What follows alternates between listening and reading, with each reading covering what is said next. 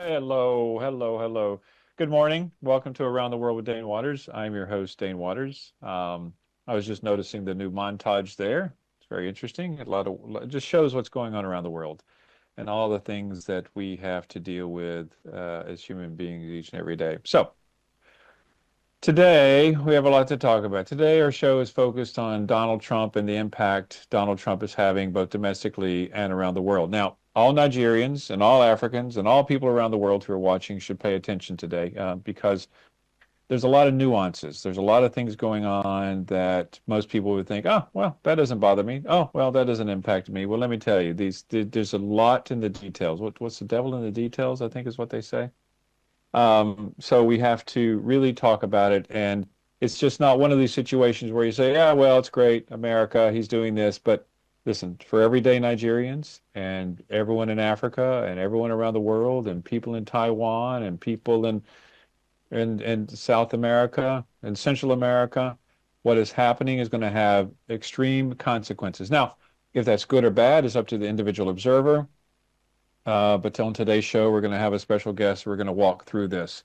But in addition to that, I want to send out my congratulations to Beyonce. Listen, I'm not typically a big, huge Beyonce fan, but her new album, Cowboys, I think is what it's called, it's a really an amazing album. So I wish I was her agent and taking a percentage of that deal. But I want to congratulate her on her victory at the Grammys. And just a lot going on. So anyway, I won't talk too much now because there's a lot that we have to talk about with our special guest. Listen, the true sign of friendship, I will tell you, the true sign of friendship is somebody who will get up at 3 o'clock in the morning and be on my TV show. So Paul Jacob, who's been with us before, thank you, Paul, for getting up and being with us today. Well, my pleasure. I think it shows that I'm a friend. It may also show that I'm not all together upstairs, but it's great to be on. Well, I appreciate that. So, okay, Donald Trump. Now, let's just establish this ground rules. Now, this is not this is going to be a fair and balanced discussion. We both have our very strong opinions about what's going on, but I really want to get through kind of the minutia and understand what's going on because he's been in office for today's the 4th, the 20th. So, I mean, 15 days, 2 weeks? Is that what it is? He's been in power for 2 weeks now? Roughly? 2 weeks yesterday, I believe. Wow. Yeah. Gosh, seems like an eternity, and we have 4 more years to go. Okay, so I'm going to ask you this. Do you want to talk about domestic or foreign policy first? Either one. My biggest worries with Trump are foreign policy, not domestic policy. But and I think maybe at the start, I have gone from there's things that Trump has done I've liked, there's things Trump has done I haven't liked, and I think one of the things that people may not realize is that I think the folks who have run against Trump, for instance, this last election, people like to say, well, these people just love Donald Trump. But I think that you had a lot of people vote for Trump who were more scared of the Democrats than they were of Trump, and a lot of people who voted for the Democrats who are more scared of Donald Trump than they are enamored of the Democrats. Okay, that's a lot to take in. Especially, it's impressive you could say that at 3 o'clock in the morning. So, okay, so let's talk about domestic policy because it's going to go into foreign policy. Most of this show, 99% of the show, is all about foreign policy and what's happening around the world. But domestically, what's happening is having an impact on foreign policy. So let's talk about DOGE. What is it? Department of Governmental Efficiency, I think is what it's called. Yes. Elon Musk. Listen, I love the fact I want our deficit to be gone. I don't think we need to reduce the size of the U.S. government. There's no doubt about it. Okay, I agree with that 100%. But I was talking to somebody yesterday. There's various approaches, but the sledgehammer approach might not necessarily be the right way to do it. But as somebody who worked in the government, who's done a lot of work with the government, I do have some concerns about what's going on with this DOGE from the standpoint of basically abolishing USAID. Now, before we get to USAID, which impacts foreign policy, Just as he and his team. And by the way, let's establish this. Elon Musk was never certified by the Senate, by the Congress. His apartment is not it doesn't exist legally. Right. Elon Musk is just like, you or I as individuals going and doing this. So there's, I just want to establish that up front. Doji did not exist prior to Donald Trump, right? And so you have Elon Musk, who literally the other day went into the Department of Treasury, where 90% of all checks are paid, in the United States government, that literally somebody has to pay it and they pay it. And they demanded access to actually the list of everyone getting money in the US and around the world. I mean, literally everyone.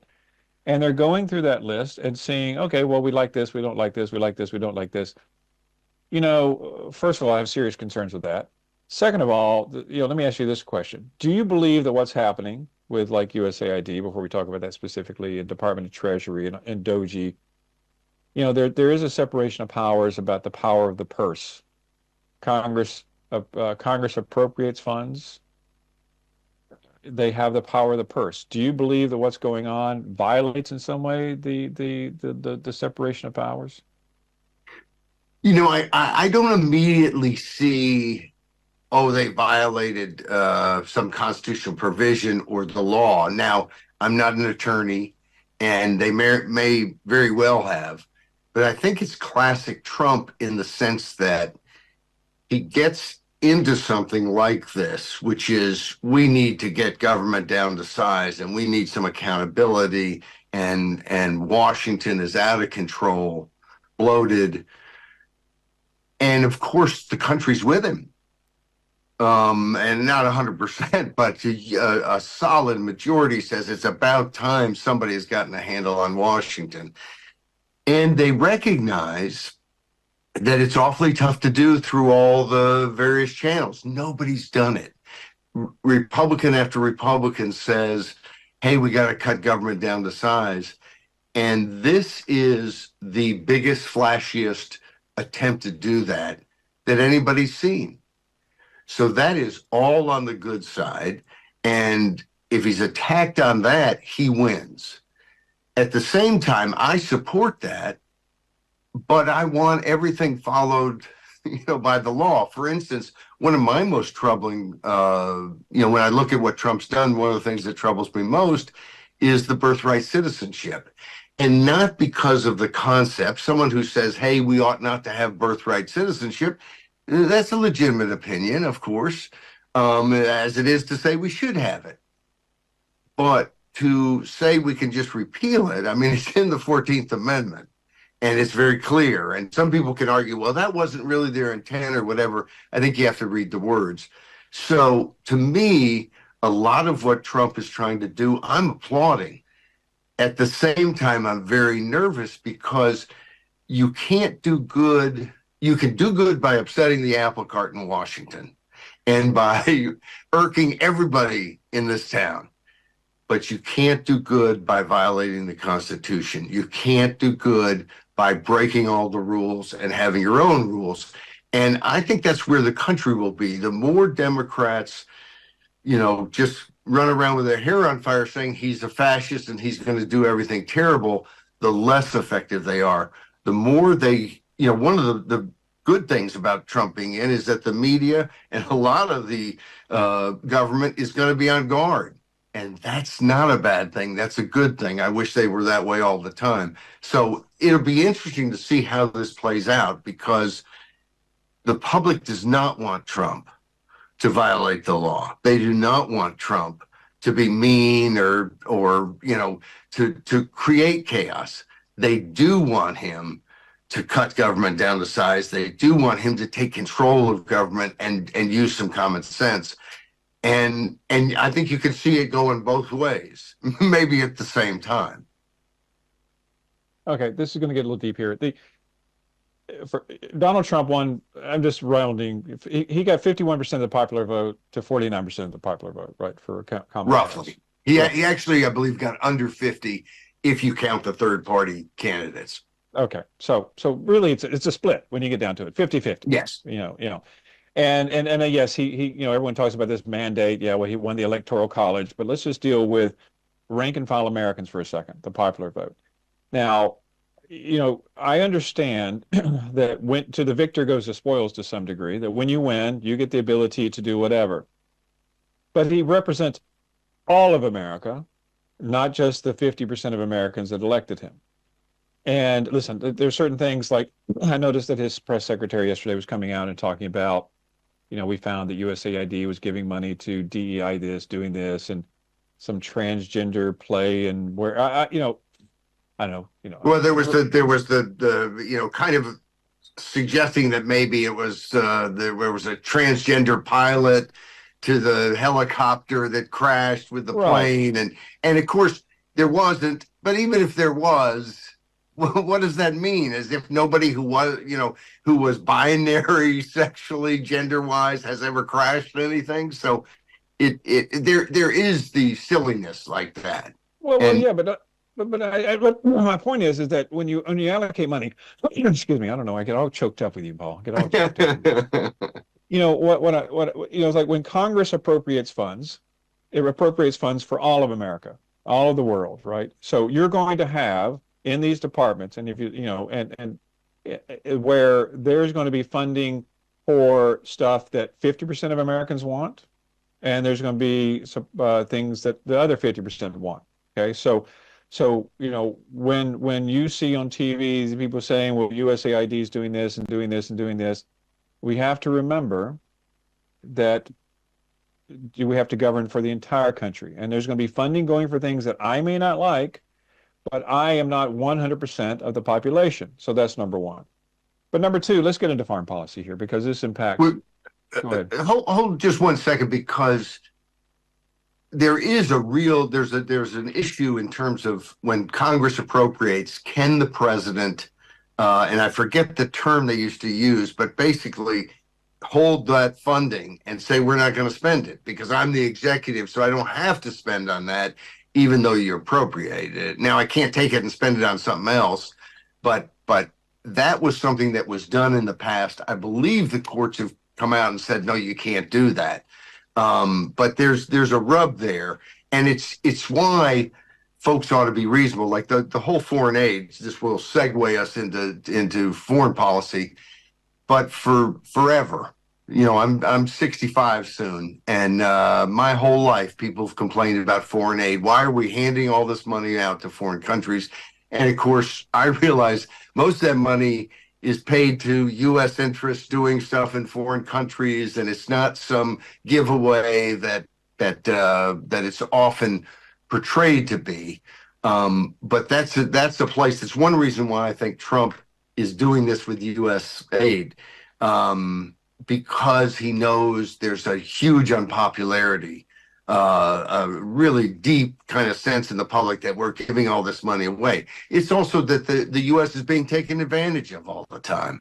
And of course, there are times where the U.S. taxpayers are taken advantage of, but it's that sort of, that's where Trump is going, because he knows the public is largely with him on that. Now, I think some of it's because they don't understand fully, but I think some of it is because they don't feel like they have any understanding or control of the federal government and the way it spends money. But okay, so let's talk about foreign aid. Okay, USAID.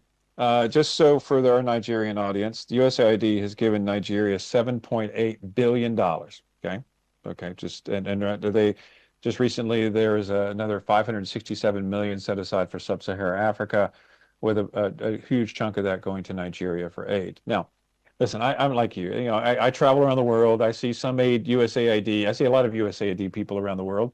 And some of the things that I'm questioning, like, why do we spend this money? Why do we do it? But it's all about, USAID was set up as the humanitarian arm of the U.S. government. Okay, it's where we, America, try to build relationships with other countries through whatever mechanism we need to, aid, support, flood control, whatever it is, whatever that aid is. Right. Now, unilaterally, I mean, I was I had a guest on the show 2 weeks ago, Keith Coleman, who does power energy plants in Ukraine. After the bombs come in and the infrastructure is destroyed, he rebuilds it. That contract was through USAID. Now it's been canceled. Okay. So there's no rebuilding, at least by the US government. Other countries may be doing it. There's no rebuilding of the power grid in Ukraine after the attacks. So USAID did more than just give money to plays and this kind of stuff. Now, Right. do you think, I know I'm talking more than usual on this show today, but do you think that it is important, and I'll come back to this, do you think it's important that the US government funds and supports countries around the world as a way to better our relations with them? Is that a good thing or a bad thing? Well, I think a lot depends on how you fund it and what you're actually funding, because you don't necessarily want, like, for instance, some governments, Xi Jinping might be happy if our government did certain things. I'm never trying to make Xi Jinping happy. But I do think there's a role here. And I think part of it is that it's never explained to the public. In other words, this is the first, I have an understanding of some degree what USAID does. And I'm sure some of it I like and some of it I don't like, but it's not talked about other than as a giveaway. In other words, I didn't know that we were giving money to rebuild the energy infrastructure. To me, that's a military, a foreign policy goal that we want to happen. And I think there are people who, if you said the military was spending money in Ukraine doing this, they'd go, I'm all for that. And then you say, well, USAID is giving all this money to Ukraine and you don't know what it's giving it for. And you say, well, I'm against that. So I do think, yeah, it's a good thing very often. It's a bad thing sometimes. And it has to be tied to what our foreign policy is. What are we trying to do? And for me now, I mean, I think many years ago, people could have argued, hey, let's back off. We're way too much. We have too many bases all over the world. We're doing all these different things. And you could make an argument for, let's do less of this. Let's let people stand on their own 2 feet. If they're a good country and have good laws, they'll get a lot of private money coming in. I think there's also times when, and I think we're in one, when it's critical that countries that have the wherewithal to help defend against authoritarian regimes that are on the march. And I think it's not hard to show they are on the march, as in rolling tanks across the border in Ukraine, and as in bullying the Philippines and threatening Taiwan when you talk about China. And in those cases, of course, you got to have a whole approach to getting other countries on board and building alliances. And sometimes that means helping that country in a financial way. And I think people are for that. They're against foreign aid because they define it as throwing money at these other countries and we're not going to buy friends. And then they lump some of that in the same thing as working with Ukraine or Taiwan or the Philippines, where these countries are under enormous threat. They have moved tremendously toward freedom, but they're under threat from people who want to snuff out freedom. And so I think it explained to the public they're all for that. Well, listen, I mean, it's like I was in Guyana down in South America once, meeting with the president there, and they had developed a very strong relationship with Russia, and I asked him why, and he said, listen, it's not that I'd necessarily like Russia. It's just that Russia is willing to give us doctors and teachers who can help our country. So of course I'm going to be more friendly to them. I don't believe in handouts, but at the same time, from a foreign policy standpoint, yes, in theory, we do have to buy friends. I mean, it's just the reality, especially in a world where the authoritarians are on the march, as you say, the bad guys are on the march. You have Russia doing so much, you got Iran doing so much, you got China doing so much. They're buying friends around the world. Right. And if we don't compete with that, then we're going to be left out and it's going to be us. Now, we have to take a quick break here, and I want to come back and talk about it. But let's take a quick break from Around the World with Dane Waters, and we'll be back with Paul Jacob. Thank you. It's an interesting thing because so much of it's perception. It's like I talk to people all the time who, we can get into this obviously, who are anti. Okay. Hold 1 second there. Um, You well, I wonder, don't know. are we really I on a break? I don't know if we are or not. So Our today's one of those. candid conversation will be very good. Well, listen, USAID apparently stopped the funding for Silverberg, so there's not so there's nothing going on there. But okay, so here's my fundamental question. Okay, and you and I've talked about this before, and so Donald Trump, it looks, at the end of the day, the world is a hostile place. Okay, you get, I'll say, good versus evil to break it. Okay, you got those people in Russia, Iran, North Korea, down in South America, China. I mean, you get these people who, leaders of these countries who want to, for whatever reason, want to gobble up the world, for their own benefit. Okay. Now, who stops that?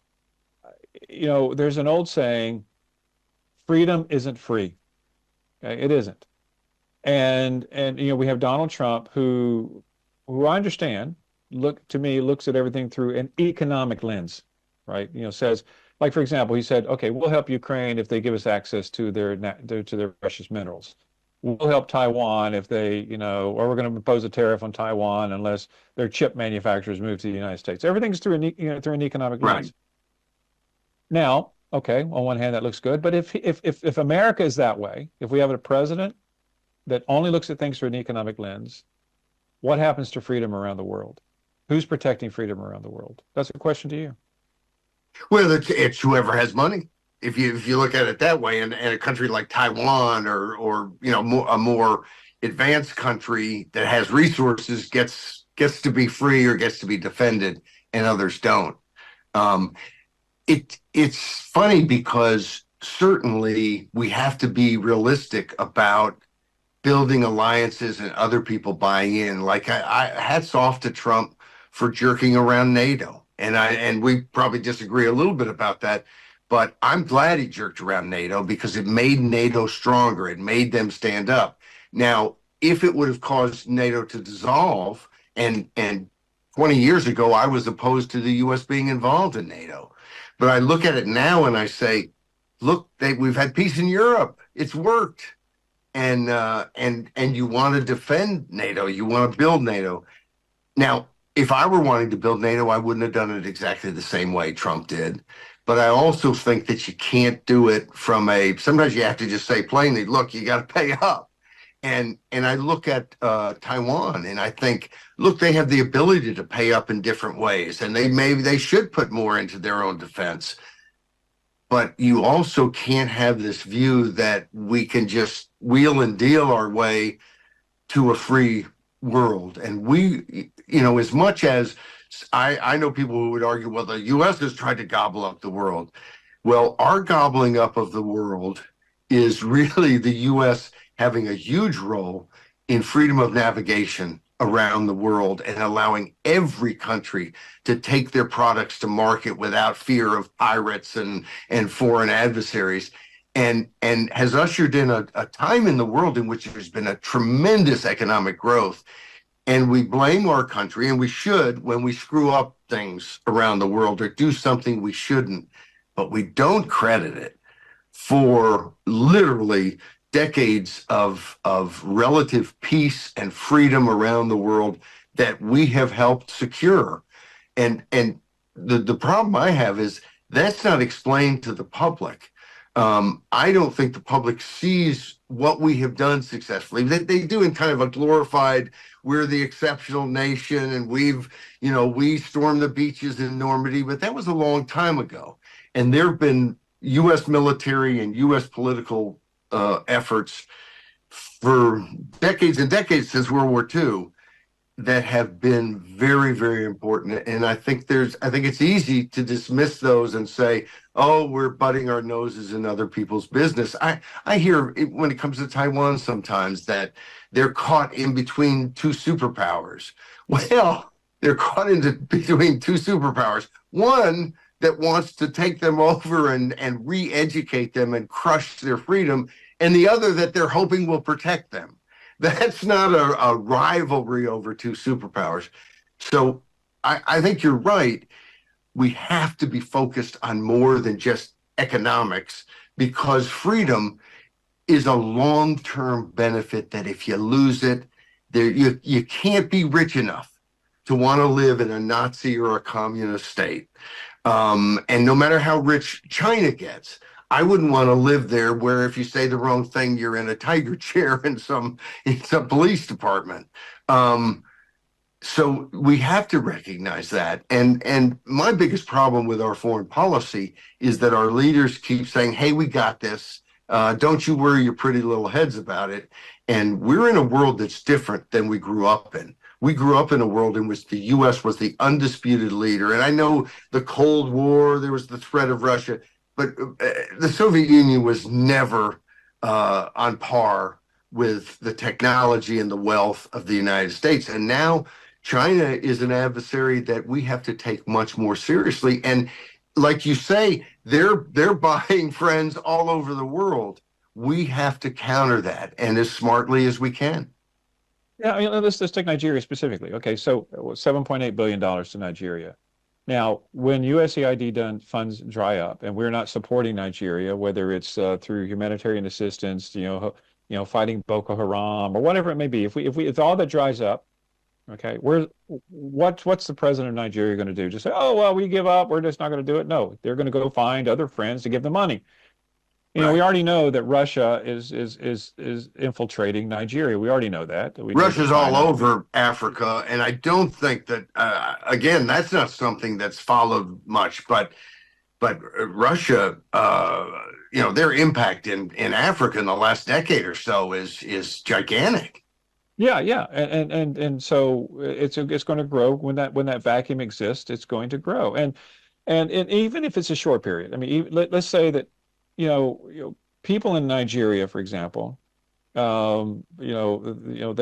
most of them love America, but when that money dries up, and America is not there to help, the animosity toward America is definitely going to grow. There's no doubt about it, and that negative perception in Africa, sub-Saharan Africa, all of South America, there's a price, sadly, there's a price to be paid to get people to like us. Just like what's happening in the United States, where well, and I think sometimes we talk about it like to get them to like us.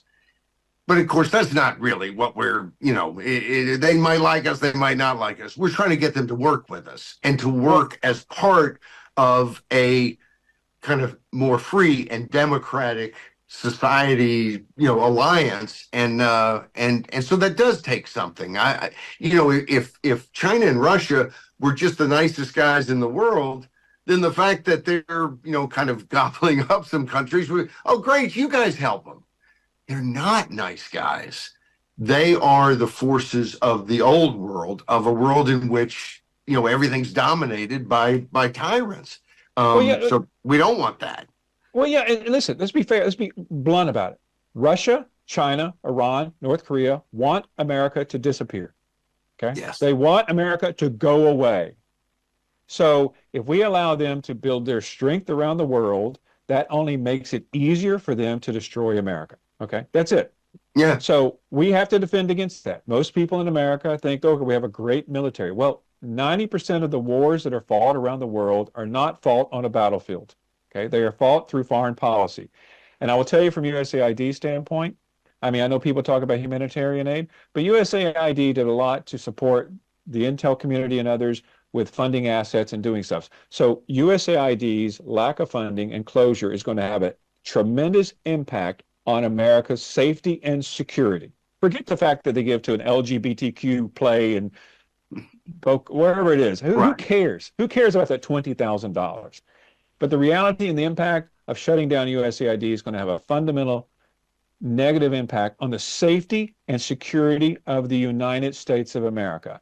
And if we become an insulated country, an isolated country, the bad guys are going to win, and we as a country are going to lose. I think it's a great point in that we can go after the spending on the LGBTQ play, unless it's a great play, and then we might want to go see it, and we'll pay our money. But we can cut things that are wrong. You don't want to cut the mission. And that's part of it, is that I think there has been no effort to keep the public in touch with what the mission is, or that there is a mission. During Trump's administration, Biden's administration, they've got everything under control, and the reality is they don't have everything in control. I grew up in a world in which the US was the undisputed leader, and so we were able to create a freer world. We made plenty of mistakes, but we also did some good things.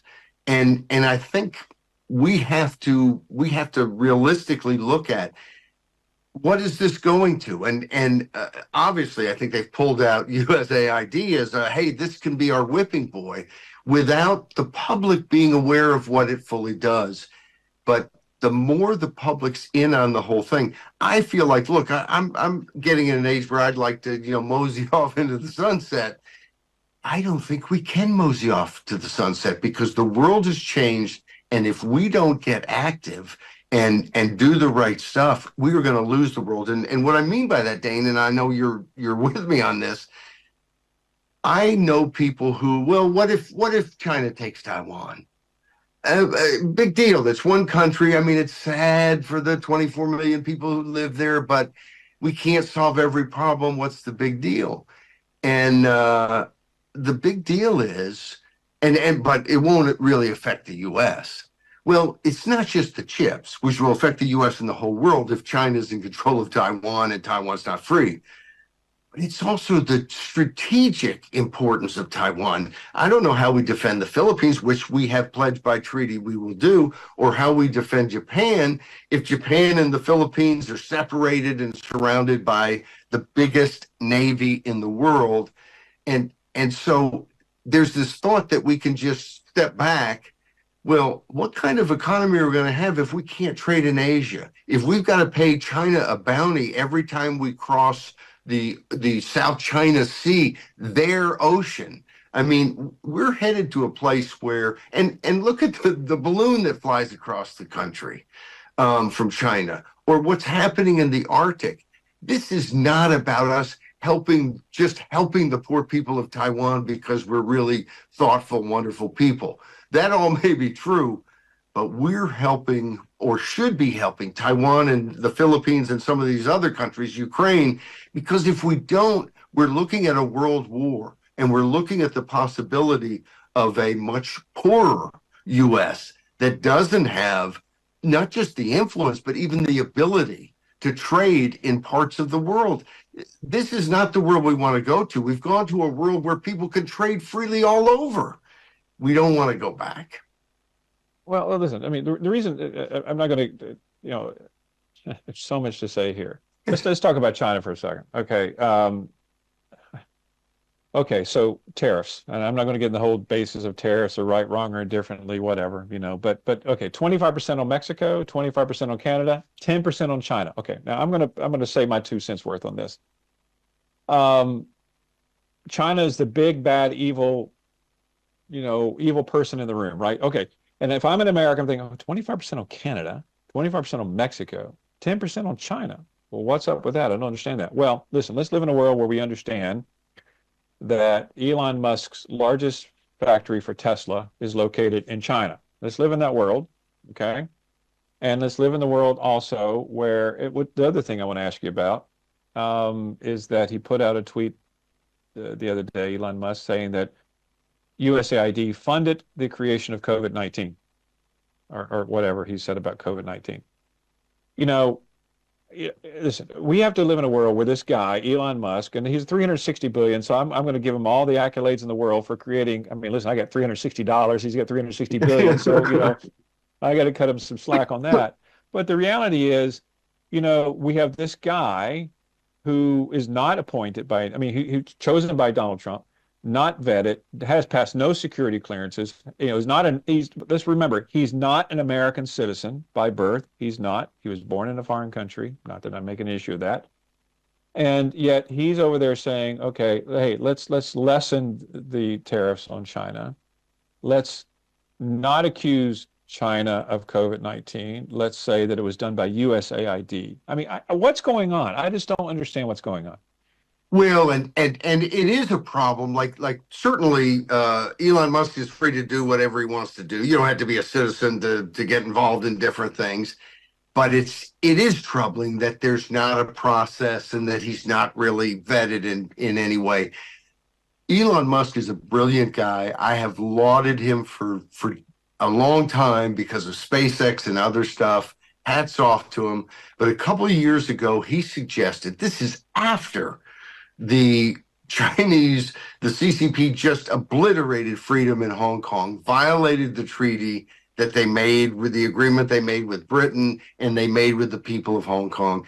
After all of that, Musk suggests that Taiwan ought to just cut a deal and they can have a two countries, one system or whatever, one country, two systems, just like Hong Kong.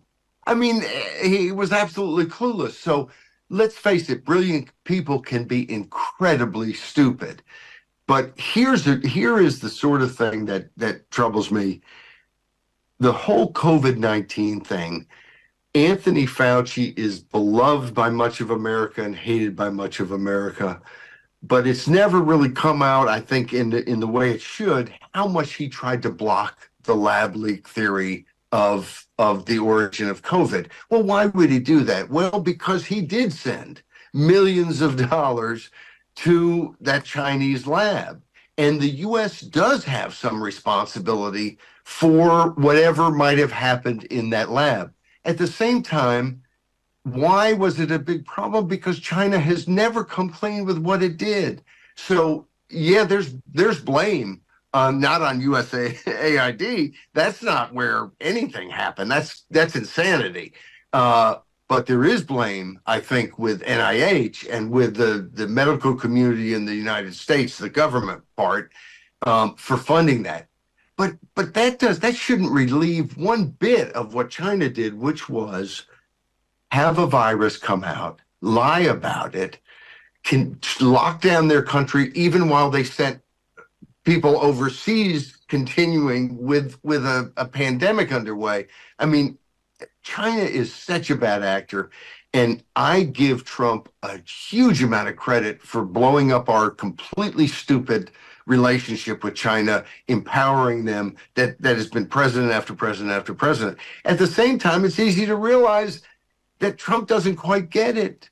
He wants to be friendly with Xi Jinping, and I'm not talking about, friendly and nice, but because you can always meet somebody, you don't have to be rude. But China is a cancer on the world, and we've got to stop it. And so it is scary that I think kind of a more transactional approach, all of that tells me he doesn't fully see the danger in front of him. And I think much of our country does not see that danger. Well, I don't think that. Well, first of all, let me go back. I want to clarify this as far as USAID and other government agencies. The director of USAID doesn't wake up in the morning and say, "Hey, I've got all this money. I'm just going to go spend it."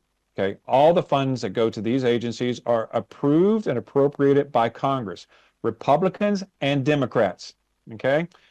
USAID, because I've been part of this process, submits a budget to Office of Management Budget, OMB.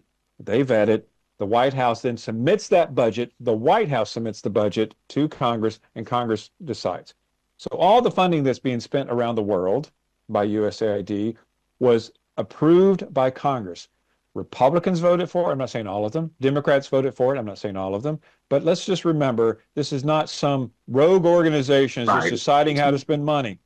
And this is what bothers me about this process. It's like, and I just take issue with the fact of, like Donald Trump yesterday talking about how evil these people are at USAID. It's a criminal organization. It's this, it's that. Listen, I've done work for USAID. USAID also funds the International Republican Institute. It funds NDI. It funds a lot of pro-democracy organizations around the world.